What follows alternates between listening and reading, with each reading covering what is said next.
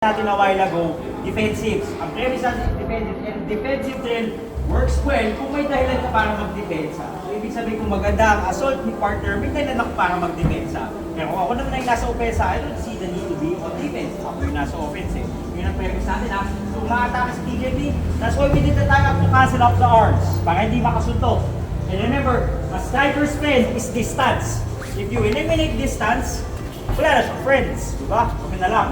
Eh ako grappler pala, shooter ako. Pero here's the thing ha, yung kalaw nyo is a good striker. So when you tie up, his natural tendency is not to grapple back, but to strike back. Yun na, may mga premises tayo, may mga conditions tayo ha. Kasi kung grappling na naman, mag-i-direction tayo sa grappling. Okay, so mga tayo sa TJP, tie up. Yung bangga ko ganun talaga. From this position, kahit may nakataya, base ka, kahit may nakahook, as long as you're bringing the base down, and you're not just kneeling where you're standing, you are going to kneel kung saan ang base niya and beyond.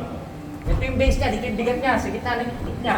Pag ang bigat ko, talagang pinatagos ko hanggang dito, tendency niya malaglag. So yun ha, visualize the spine. Dito ako, nag-tie up, babangga talaga ako pa, diagonally going forward.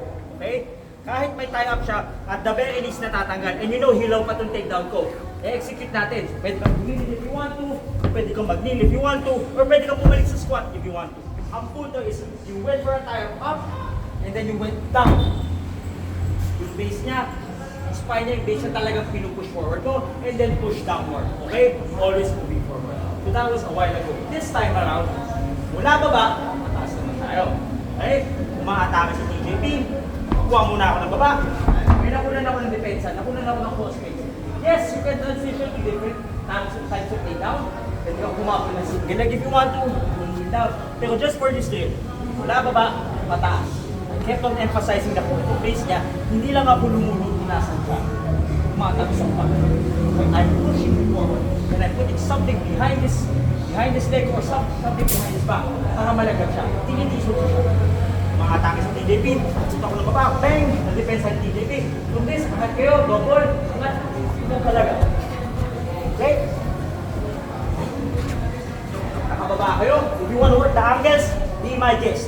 If you're gonna do for double, if you're gonna do go double on the ropes, you could go low double dito. Basta importante, pinaka-crush mo talaga and you're always bumping. Okay? If you're gonna go high double, basta importante, you move downward and then forward. May takedown bang gagawin? Wala muna. Pero siguraduhin yung partner talaga mabibreak yung base. If you wanna take the back, okay lang. That's the time to upper body. Makatake ulit si TJP, hindi ko ma-depensa, natural ko, depensa niya ako, depensa, kabul ko na likod. Okay lang. Basta lang may push tayo. Baba, hindi ko mana, yes, you do have angle, or maybe pag bumaba ka, hindi go up. Hindi mo na-practice na. Yes, sir? Alright, sige. Balik ko sa pwesto. Let's go!